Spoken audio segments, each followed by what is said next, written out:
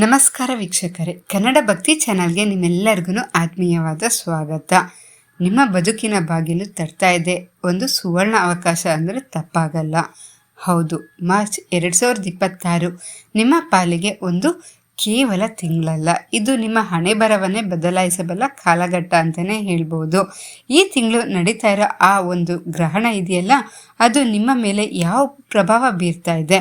ಶನಿ ಮಹಾತ್ಮ ಮತ್ತು ಗುರುದೇವನ ಕೃಪೆ ನಿಮ್ಮನ್ನು ಕೋಟ್ಯಾಧಿಪತಿಯನ್ನಾಗಿ ಮಾಡುತ್ತಾ?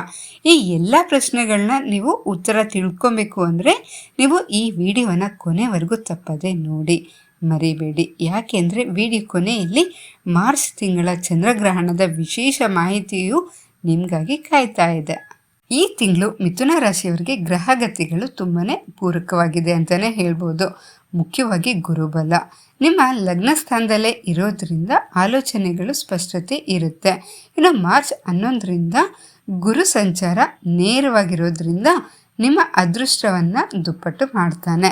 ಇನ್ನು ಶನಿದೇವನ ದೃಷ್ಟಿಯು ಈ ಬಾರಿ ನಿಮ್ಮ ಮೇಲೆ ಶುಭವಾಗಲಿದೆ ಅಂತಲೇ ಹೇಳ್ಬೋದು. ಹಿಂದಿನ ವರ್ಷಕ್ಕೆ ಹೋಲಿಸಿದ್ರೆ ಶನಿಯ ಪ್ರಭಾವದಿಂದ ನಿಮ್ಮ ಆರ್ಥಿಕ ಸಮಸ್ಯೆಗಳೆಲ್ಲ ದೂರ ಆಗುತ್ತೆ. ಇನ್ನು ದೀರ್ಘಕಾಲದ ಕನಸುಗಳೆಲ್ಲ ನನಸಾಗೋ ಸಮಯ ಅಂತಲೇ ಹೇಳ್ಬೋದು. ಈ ತಿಂಗಳು ಮಿಥುನ ರಾಶಿಯ ಉದ್ಯೋಗಸ್ಥರಿಗೆ ಇದು ಬಡ್ಡಿಯ ಕಾಲ ಅಂತಲೇ ಹೇಳ್ಬೋದು. ಸರ್ಕಾರಿ ಕೆಲಸ ಅಥವಾ IT ಯಲ್ಲಿ ಕೆಲಸ ಮಾಡೋರಿಗೆ ಹೊಸ ಅವಕಾಶಗಳು ಸಿಗುತ್ತೆ ಅಂತಲೇ ಹೇಳ್ಬೋದು. ನಿಮ್ಮ ಶ್ರಮಕ್ಕೆ ತಕ್ಕ ಗೌರವ ಮತ್ತು ಮೇಲಧಿಕಾರಿಗಳ ಮೆಚ್ಚುಗೆ ಸಹ ದೊರೆಯುತ್ತೆ.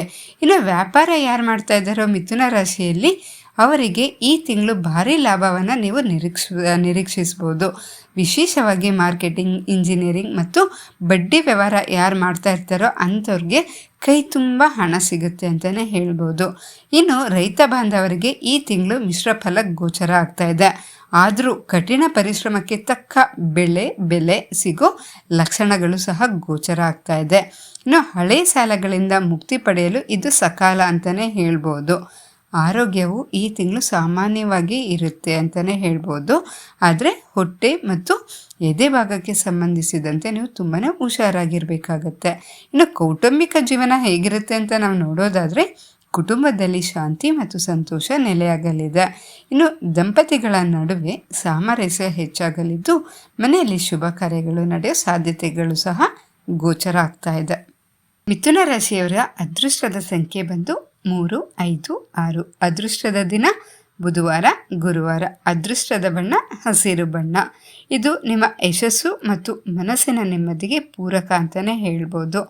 ಮಿಥುನ ರಾಶಿಯವರು ಇನ್ನೂ ಒಳ್ಳೆ ಶುಭ ಫಲಿತವನ್ನು ಪಡೆಯಲು ನೀವು ಮಾಡಿಕೊಳ್ಳಬೇಕಾದ ಪರಿಹಾರ ಯಾವುದು ಅಂದರೆ ಈ ತಿಂಗಳು ನೀವು ವಿಷ್ಣು ಸಹಸ್ರನಾಮವನ್ನು ಪಠಿಸಿ ಅಥವಾ ಕೇಳಿಸಿಕೊಳ್ಳಿ.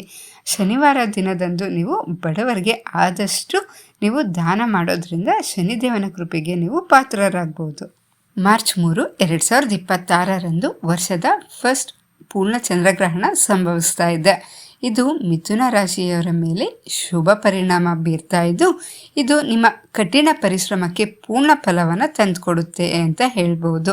ಇನ್ನು ಜೀವನದಲ್ಲಿ ಮಹತ್ವರವಾದ ಪ್ರಗತಿ ಮತ್ತು ಹಣಕಾಸಿನ ಅನುಕೂಲವನ್ನು ಈ ಗ್ರಹಣ ಆದಮೇಲೆ ನೀವು ನಿರೀಕ್ಷಿಸ್ಬೋದು. ಇಂದಿನ ಈ ಮಾಹಿತಿ ನಿಮಗೆ ಇಷ್ಟ ಆಗಿದ್ದಲ್ಲಿ ಪ್ಲೀಸ್ ಲೈಕ್ ಮಾಡಿ, ಹಾಗೆ ನಿಮ್ಮ ಫ್ರೆಂಡ್ಸ್ ಆ್ಯಂಡ್ ರಿಲೇಟಿವ್ಸ್ ಎಲ್ಲರಿಗೂ ಶೇರ್ ಮಾಡೋದನ್ನು ಮಾತ್ರ ಮರಿಬೇಡಿ.